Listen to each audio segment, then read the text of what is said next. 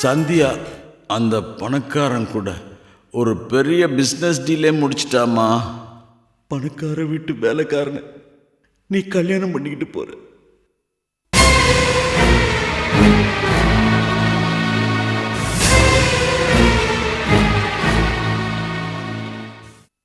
பணக்கார வீட்டு வேலைக்காரனை நீ கல்யாணம் பண்ணிக்கிட்டு போற.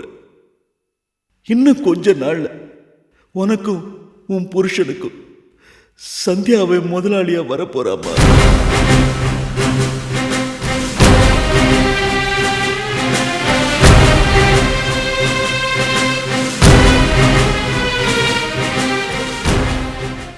சந்தியாவுக்காக பெத்த அப்பனைய கை வாங்கினல, கண்டிப்பா நீ அதுக்காக வருத்தப்பட போற. சந்தியாவுக்கு சப்போர்ட் பண்ணதுக்காக நீ ஒரு நாள் வருத்தப்பட தான் போற. அவளால உன் வாழ்க்கையை தொலைக்க போற.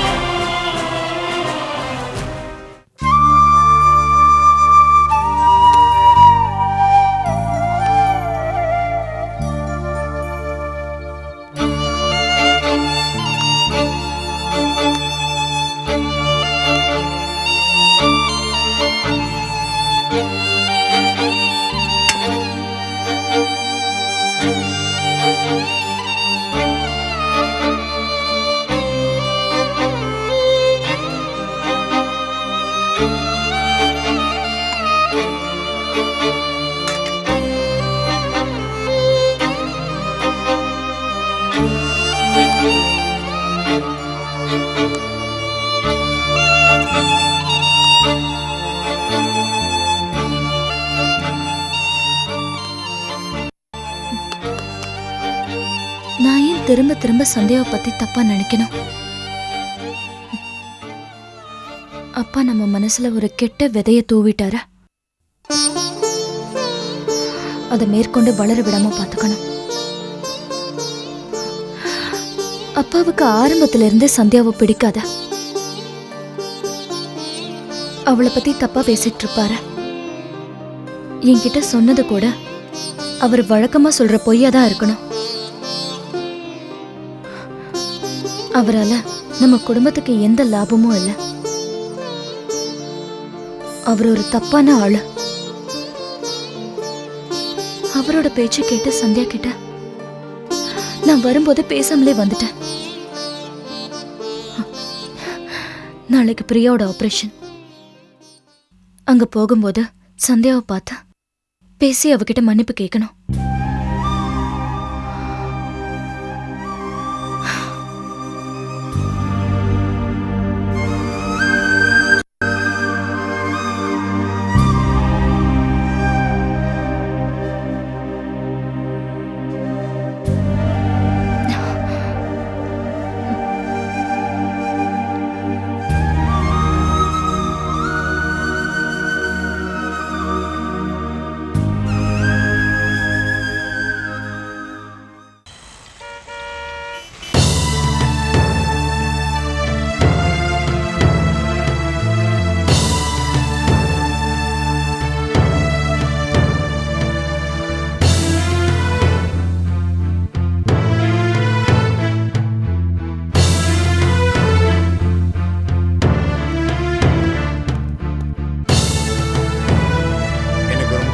வேலை இருக்கு, நான் அப்புறமா பேசுறேன்.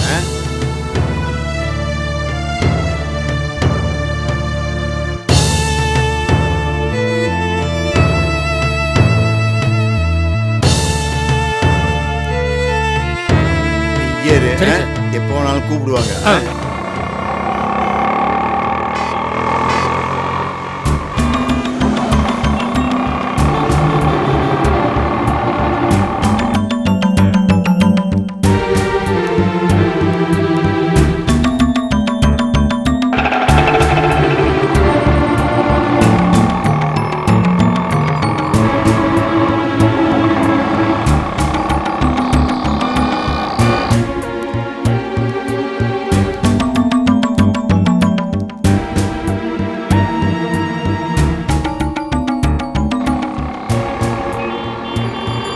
அவருக்கு மாசம் 28,000 ரூபாய் சம்பளம்னு சொன்னாங்க. ஒரு 2 வீலர் கூட இல்ல. எப்படியோ வசதியா இருக்கலாம்னு நினைச்சோம். இவர்கிட்ட ஒண்ணுமே இல்ல. வீடு கூட நம்ம எதிர்பார்த்த மாதிரி இல்ல. அவசரப்பட்டு கல்யாணம் பண்ணிக்கிட்டோம்னு நினைக்கிறேன்.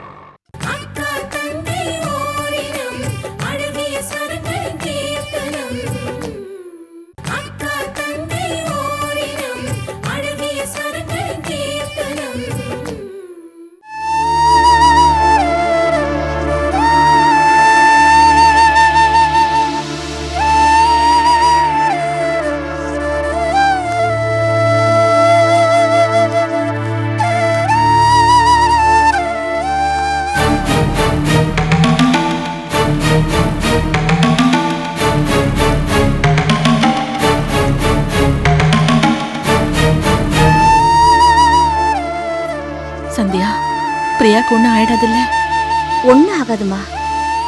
கடவுள் நமக்கு துணையா இருப்பாரு. வருத்தப்படாதம்மா. பிரியா ஆபரேஷன் ஏன் இவ்ளோ அவசரமா வச்சிருக்கணும்? இன்னும் 10 நாள் தள்ளி வச்சிருக்கலாமே. டைம் வேற ஆயிடுச்சு.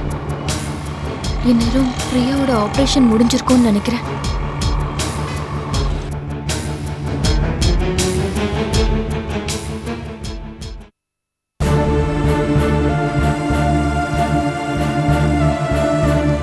கவனமா இரு. வரேன் சார். ஓகே.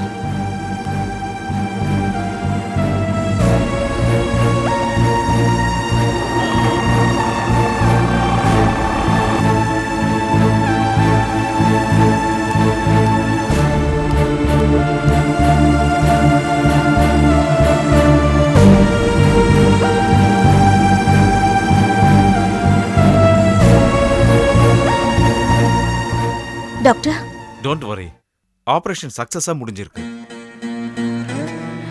சரியான நேரத்தில் ஆபரேஷன் பண்ணதுனால எந்த பிரச்சனையும் இல்லை. ரொம்ப நல்லா இருக்காங்க. இன்னும் 1 ஹவர்ல நீங்க போய் பார்க்கலாம்.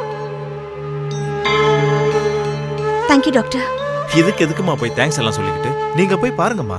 டாக்டர், நீங்க நல்லபடியா ஆபரேஷன் செஞ்சு முடிச்சிருக்கீங்க. உங்களை எப்படி பாராட்டுறதுனே தெரியல.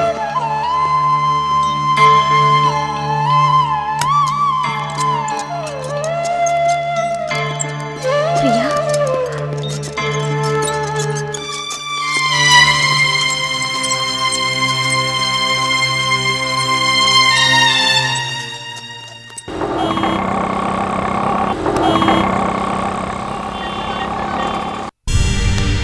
எக்ஸ்கியூஸ் மீ, மிஸ் பிரியாவுக்கு ஆபரேஷன் முடிஞ்சிருச்சா? ரூம் நம்பர் 3ல இருக்காங்க, போய் பாருங்க.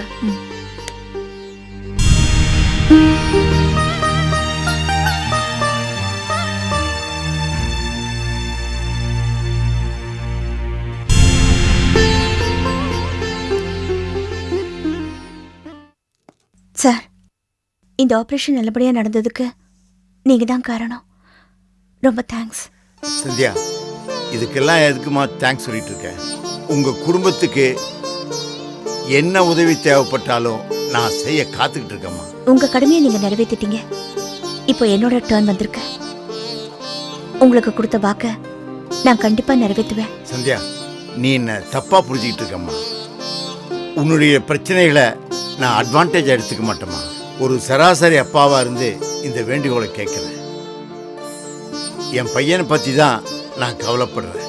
அவனுடைய ஃபியூச்சர் நல்லா இருக்கணுமேங்கிறதுக்காகத்தான் நான் இந்த உதவி உங்ககிட்ட கேட்குறேம்மா. இதெல்லாம் நீங்க என்கிட்ட சொல்லணுங்கிற அவசியமே இல்லை. உங்களுக்கு நான் கொடுத்த வாக்க கண்டிப்பா நிறைவேற்றுவேன்.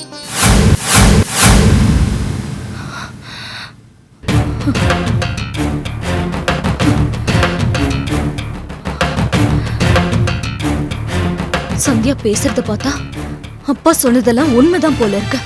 இவ நம்ம வாழ்க்கை கூட விளையாடி இருக்கா. என் வாழ்க்கையை பணையமா வச்சு பெரிய லாபம் பண்ணிருக்கா. இவ கோடீஸ்வரர் அருணாச்சலத்தோட மகனை கல்யாணம் பண்ண என்ன பலி கொடுத்துட்டா. நீ எதுக்கும் கவலைப்படாதம்மா. வாசந்தியா, பிரியா போய் பார்க்கலாம்.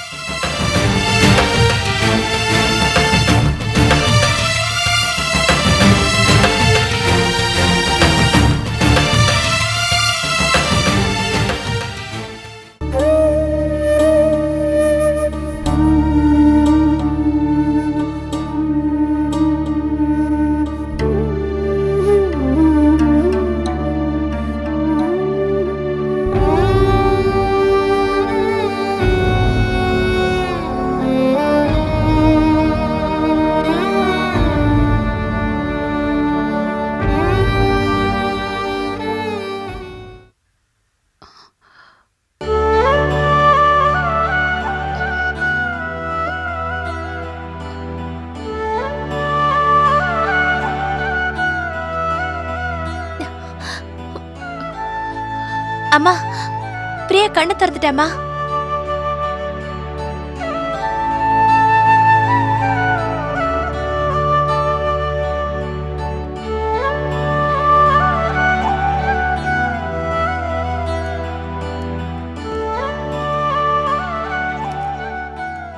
பிரியா, எப்படிமா இருக்கு? எனக்கு ஒன்றும் இல்லைக்கா, எப்பவும் போலதான் இருக்கு. எந்திரிக்க கூடாது. தையல் போட்டிருக்குல்ல, அது ஆறுற வரைக்கும் ஜாக்கிரதையா இருக்கணும். சரியா? ரெஸ்ட் எடுத்துக்கோ. இதை பாருங்கம்மா, சின்ன பொண்ணு தானே, சீக்கிரம் குணமாயிடும். ரொம்ப நன்றிங்க. எங்க குடும்பத்துக்கு நீங்க செஞ்ச உதவிக்கெல்லாம் எப்படிதான் நான் நன்றி சொல்ல போறேனே தெரியல. இதுக்கெல்லாம் ஏமா நன்றி சொல்லிக்கிட்டு? பணம் காசு எதுக்கு இருக்கு? 4 பேருக்கு நல்லது செய்யறதுக்காகத்தான். இந்த பொண்ணுக்கு நடந்த ஆப்ரேஷனுக்கு நான் பணம் கொடுக்காம பேங்க்ல போட்டுதா என்ன ஆயிருக்கும்? என் பேங்க் பேலன்ஸ் தான் ஜாஸ்தி ஆயிருக்கும். ஆனா இப்ப கிடைச்சிருக்கிற இந்த மன நிம்மதி எனக்கு கிடைச்சிருக்குமா? என் பொண்ணுக்கு கல்யாணம் பண்ண உதவி பண்ணிருக்கீங்க. இன்னொரு பொண்ணு உயிரை காப்பாத்திருக்கீங்க. உங்களுக்கு நான் என்ன கைமாறு செய்ய போறேனோ எனக்கு தெரியல. இதுக்கு எல்லாத்துக்கும் காரணம் சந்தியா தான். நீங்க ஒரு பொண்ணை பெக்கல, பெண் தெய்வத்தையே பெற்றிருக்கீங்க.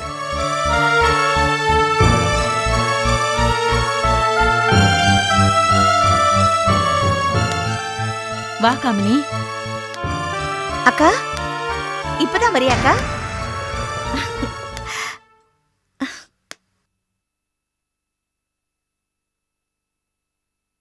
பிரியா எப்படி இருக்கா? எனக்கு பரவாயில்லக்கா. மாமாவும் உன் கூட வருவாருன்னு பார்த்தேன். ஏங்க ஆபரேஷன் டைமுக்கு வரல? ஆபரேஷன் தியேட்டருக்கு போறதுக்கு முன்னாடி பிரியா உன்னதான் கேட்டுட்டு இருந்தா. அக்காக்கு இப்பதானே கல்யாணம் ஆயிருக்கு, அதனால மாமாவை விட்டுட்டு வர மனசே இல்ல போல இருக்கு. அப்படியாக்கா? சந்தியா, எனக்கு நேரமாச்சு, நான் கிளம்புறேன். பிரியாவை எல்லாரும் ஜாக்கிரதையா பாத்துக்கங்க. வர்றமா? ரொம்ப நன்றிங்க. வரேன். Okay sir. ஜாக்கிரதையா இருமா. சரி சார். சார் அனுப்பிச்சிட்டு வரேம்மா. சரிம்மா.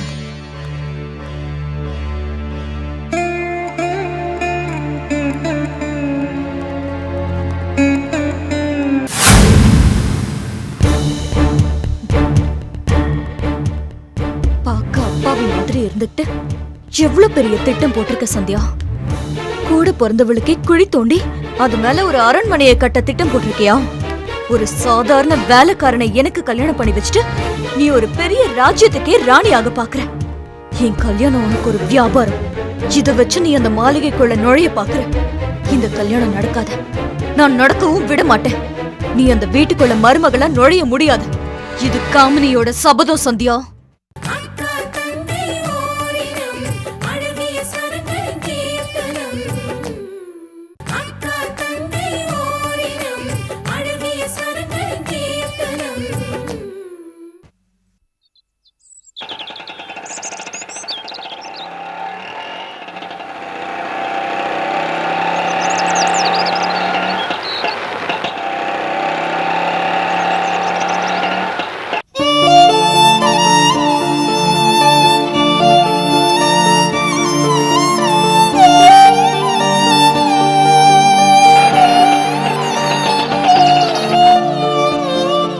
பாத்துருங்க பிரியா.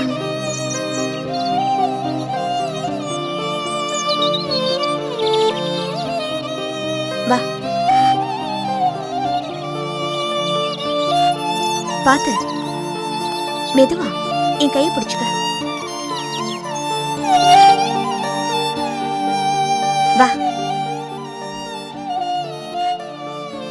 அம்மா,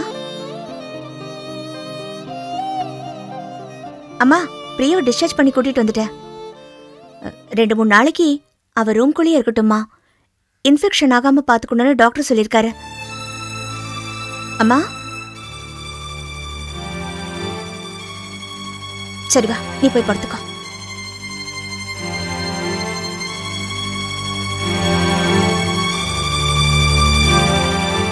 உட்கார. பிரியா, இந்த காயம் ஆறுற வரைக்கும் நீ ரொம்ப பேசக்கூடாது, சரியா? எது வேணாலும் என்கிட்ட கேளு, நான் இங்கே இருக்கேன். ரெஸ்ட் எடுத்துக்கோமா, எல்லாம் சரியாயிடும். படுத்துக்க. மெது பார்த்து.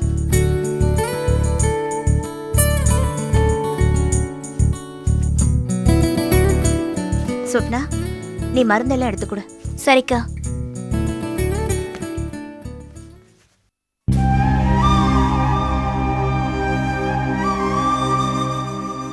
மா, என்னம்மா?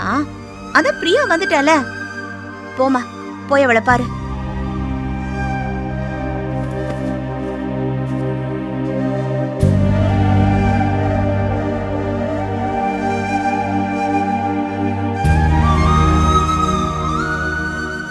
என்னாச்சுமா?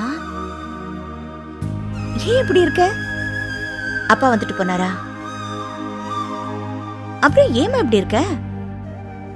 மா, சந்தோஷமா இருமா.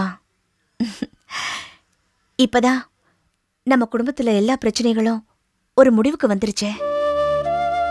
காமினி அக்காவோட கல்யாணம் முடிஞ்சிடுச்சு.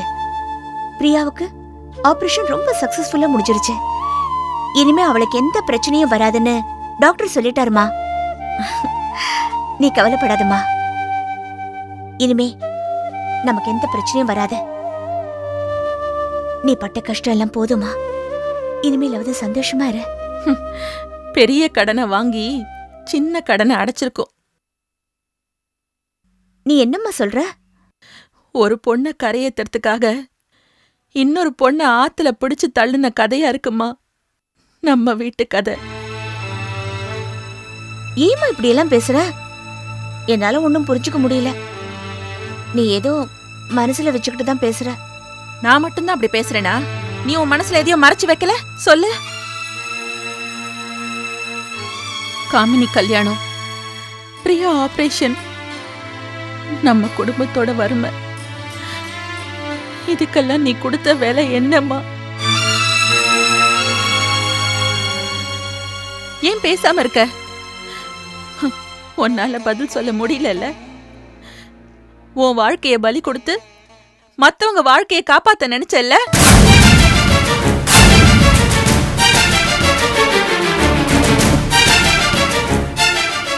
இதெல்லாம் உனக்கு எப்படி தெரியும்னு கேக்குறியா? எப்படியோ தெரிஞ்சுக்கிட்ட. நீ ஏன் என்கிட்ட இதெல்லாம் சொல்லல? இந்த மௌனம் உன் வாழ்க்கையை கெடுத்துரும் சந்தியா. நீ ஏன் இந்த முடிவுக்கு வந்த? சொல்லு. எல்லா பிரச்சனையும் ஒரு முடிவுக்கு வரணும்னா எனக்கு இதை தவிர வேற வழி தெரியலம்மா. அதுக்காக ஒரு பைத்தியத்தை நீ கல்யாணம் பண்ணிக்கணுமா? இல்லம்மா, அவர் பைத்தியம் எல்லாம் இல்ல. அவரு அவர் ஒரு ஹிஸ்டீரியா பேஷண்ட். எப்பவாவது கொஞ்சம் கோவமா நடந்துக்குவாரா, அவ்வளவுதான்மா. அதுக்கு பைத்தியமே பரவாயில்ல. எப்ப எது நடக்கும்னு தெரியாம அவனோட எப்படி நீ வாழ முடியும்? அவருக்கு இருக்கிறது குணப்படுத்த முடியாத நோய் இல்லம்மா. உடம்புல எந்த பிரச்சனையும் இல்ல, மனசளவுலதான் பாதிக்கப்பட்டிருக்காரு. அது போக போக சரியாயிடும். வேணாம் சந்தியா, இப்படி ஒரு வாழ்க்கை வேணாம். நான் சொல்றத கேளு சந்தியா. அம்மா, இந்த கல்யாணம் நடக்க கூடாது. இதுக்கு நான் ஒத்துக்க மாட்டேன். ஐயோ அம்மா, நான் வாக்கு கொடுத்துட்டேம்மா. இதுக்கு வேற வழியே இல்லையா? இருக்குமா?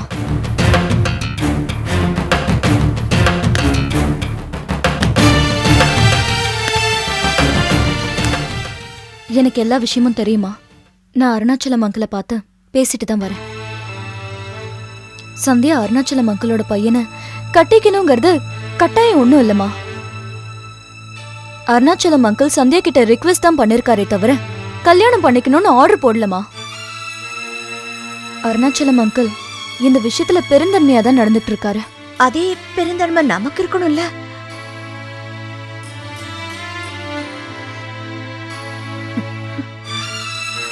அம்மா, சந்தியா இப்படிதான் ஏதாவது யோசிச்சு குழப்பிக்கிட்டே இருப்பா. நீங்க தான் அவளை கன்வின்ஸ் பண்ற வழியை பார்க்கணும்.